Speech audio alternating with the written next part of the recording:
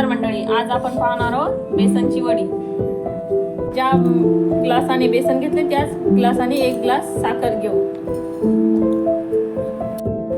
आता ही साखर भिजेल इतकंच आपल्याला याच्यात पाणी टाकायचं आणि याचा पाक बनवून घेऊ।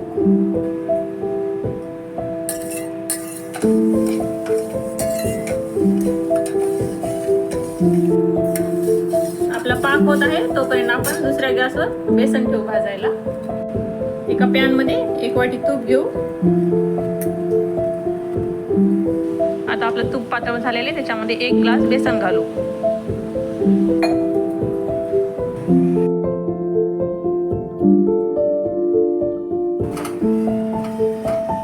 याला मध्यम गॅसवर छान भाजून घ्यायचं आपल्याला।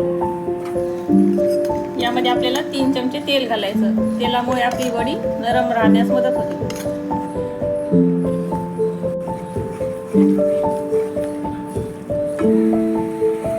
आपल्याला हे बेसन मध्यम आचेवरच भाजायचं आहे, जास्त फुल गॅसवर भाजायचं नाही। आपलं बेसन आता छान भाजलेलं आहे, आपण गॅस बंद करून टाकू। खायचा कलर टाकू म्हणजे वडीला कलर छान येईल। पाकात थोडी वेलची पूड घालू।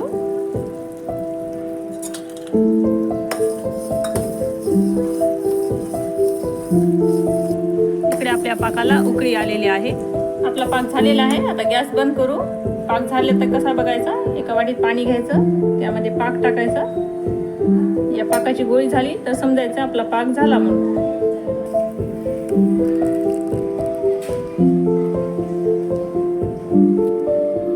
याचा तार आला पाहिजे पाकाला। आता हा पाक आपण बेसन मध्ये टाकू।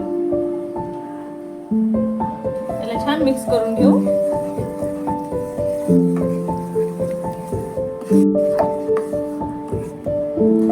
हे छान मिक्स झालेलं आहे। आता आपण एका ताटाला तूप लावून घेऊ आणि ते ताटामध्ये हे टाकून देऊ।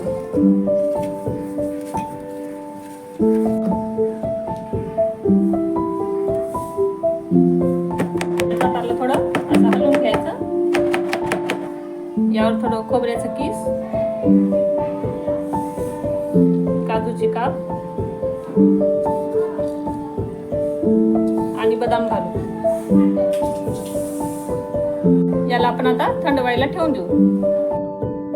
4-5 तासानंतर तुम्ही पाहू शकता आपली वडी छान सेट झालेली आहे। आपण आता याला कट करून घेऊ।